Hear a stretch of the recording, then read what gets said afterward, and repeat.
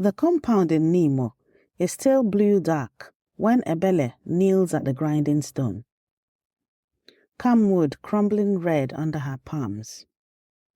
Smoke from the cooking fire hangs low, sharp with pepper and wood smoke. Her grandmother Nwamaka stands over her, silent, moving the pestle 2 inches left without a word. Nzu here, Uhie there, Odo last, Nwamaka says. Before the first guest's foot touches this compound, all 5 must be ready. Today, Chief Okonkwo, Nwamaka's own uncle, takes his title. And Ebele, for the first time, will carry a bowl to a guest alone. A motorcycle horn sounds beyond the fence. He is early. Nwamaka presses the Nzu bowl into Ebele's shaking hands. The gate opens. A stranger in white abada steps through, and every eye in the compound turns to Ebele.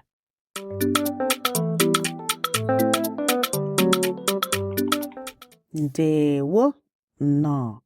I am Yvonne Mbanefo, heritage futurist and daughter of the soil. Welcome to Igbo Daily Drops. Episode 114, Week 23, Day 4, Thursday. Today, learning to see by color. Nzu, Uhie, and Odo were once a full language, mostly forgotten now. Ka anyị bido. Let us begin. The man in white does not smile. He does not need to. Ebele has heard it 100 times without being taught it as a lesson. Nzu means peace, offered first, always. She only knows the bowl is heavier than it looks. She lowers it. The man dips 2 fingers into the white, marks his own forehead, and says nothing. The most ordinary thing in the world. Today, 3 sentences. Repeat after me. Sentence 1. Enwere m oche ọcha. In English, I have a white chair. Enwere m oche ọcha. Enwere m oche ọcha. Enwere m oche ọcha. Nwamaka's own stool, named without thinking. Sentence 2. Achọrọ m akpa ojii. In English, I want a black bag. Achọrọ m akpa ojii.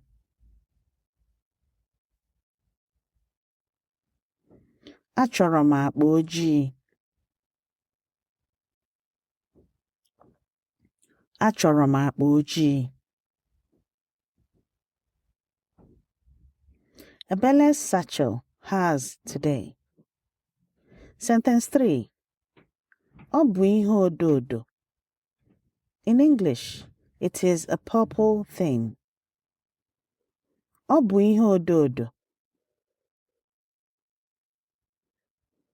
Ọ bụ ihe odo odo. Ọ bụ ihe odo odo. Odo is yellow in our grandmother's bowls. Odo odo, purple. No one explains the gap. These 3 sentences are in your free speaking workbook this week. Download it at learnigbonow.com. If you're driving, just listen. The workbook will be waiting. Nwamaka lifts the 5th bowl. Not yellow, not white, not red. A deep, secret plum, ground from back Ebele has never seen crushed before. This is not for every guest, Wamaka says. Only for the one taking the title. Ebele's hands do not shake. She carries it across the compound, sets it before Chivokonkwo, and steps back. He dips his finger into the plum and marks his own wrist, because he already knows exactly what it means. Ebele finally understands why her grandmother never explained the bowls out loud. Onye nyoo n'ọwa, ọhụ ihe dị n'ime ya. Onye nyoo n'ọwa, ọhụ ihe dị n'ime ya. If you look closely into the crevice or crack, you will see what's inside it. Igbo tradition holds that nzu is offered first before kola is even broken. The color speaks before anyone does. Nkwoda's 2018 study found fewer than 3 in 10 Igbo people still use nzu, Uhie, and Odo to communicate. The Inca recorded history in knotted colored cords. No written word needed. Semioticians didn't name this multimodal communication until the 1990s. A color was never a description. It was a science. If you want to practice these sentences with other families, with your children, the Igbo village speaking gym is about to open.